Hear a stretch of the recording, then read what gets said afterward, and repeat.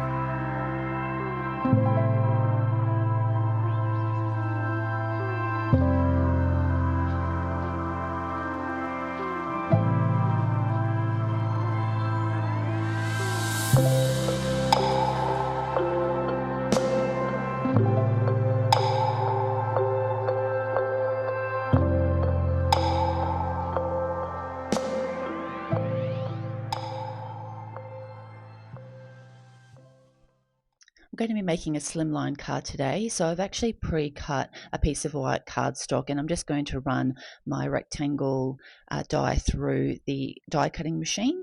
So now that I've got that panel cut, I've also grabbed some sentiments from the Super Stache MFT set. That's what I'll be using for my sentiment today. So I'm just kind of laying out where I'm wanting my bubbles to go. I'm kind of using this Aperture type die. I'm not 100% what you call it, and I don't have the packaging for it, but you could really use any kind of dies that you've got in your stash just to create an opening. So I'm wanting 2 lots of bubbles, one down the bottom and kind of one up the top. So I'm just working out where all my items are going to sit. So I've run my bubble die through my die cutting machine and I wanted to retain the actual frame bubbles out. So I'm just getting rid of any pieces of cardstock that are stuck in the openings just with my craft pick. And I'll show you how that then kind of lines up inside if I get that the right way. Sorry, I had it the right way the first time, up the other way. And that's how it will look, and we'll stick that in once we have attached that to our background panel. So I've created another rectangle to match in behind, and I'm going to be doing some ink blending today. For my bottom bubbles, I'm going to be using Chipped Sapphire and Unchartered Mariner, and then at the top of the background I'm going to be using Broken China and Tumbled Glass.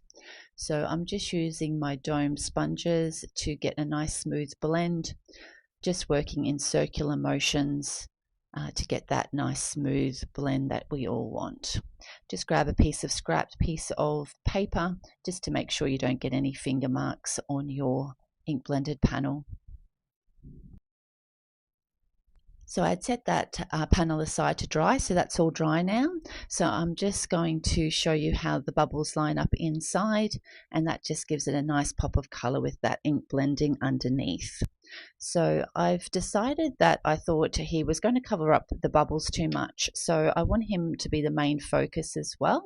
So I want him popped up in the middle of the card, and I'm going to stamp out the sentiment now, which I was going to stamp directly onto the front of the card, but now I'll just do some white heat embossing on some navy blue cardstock to match in with my blue color scheme that I'm going for this card. So I'm just using some anti-static powder tool and my Versamark Watermark ink, and I'm going to ink up that sentiment. I normally like to do that twice to make sure you get a nice impression for the embossing powder to stick to. Then I'll grab my folded up piece of white printer paper so that it collects any extra powder, and get that sprinkled on. Give it a tap off and sprinkle again to make sure you've got a good coverage on your panel. I'll then grab my preheated heat gun and we'll just get that melted, and we'll set that aside to dry before we get that die cut out. I'll be popping both the sentiment and Scuba Scott up with some foam tape. So I'll be applying this actual white background panel directly to the ink blended panel. So I'm putting a generous amount of glue on, especially going into where those bubble sections go, to make sure that it's fully glued down when I attach it to the ink blended panel. As these are the same size, it's perfect for lining up. So that lines up wonderfully, and we'll let that dry. We're also needing to add some small amounts of glue to our circle bubbles. So I'm going to show you one and then I'll do the other off camera. But you just need a small amount. You don't want too much because you don't want any glue seeping out onto your ink blended background. So just do like small little dabs on all those bubbles. Line that up, and I always like to put in one end first so that you make sure it's all lined up, and press that in. I've pre-cut and scored a blue card base, Slimline card base. All the measurements will be in the description box below. I've added glue to the back of my background panel and just going to adhere that with a nice border around the edge.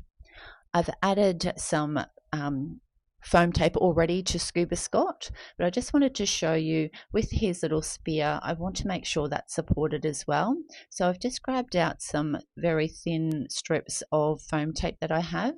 I'm just working out where it will be able to sit without showing on the other side. You can kind of see it at the top, so if you move it a little bit further down, that will be hidden but still support that spear gun when it's attached to the card front.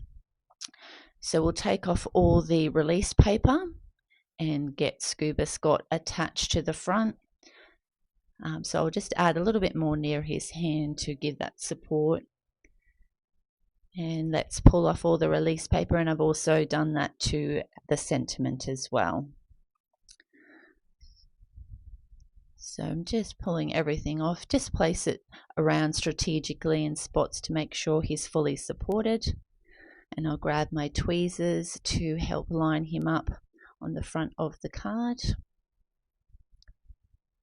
Making sure I don't have those tweezers on the foam tape, so right in the center there, so he's the center of attention.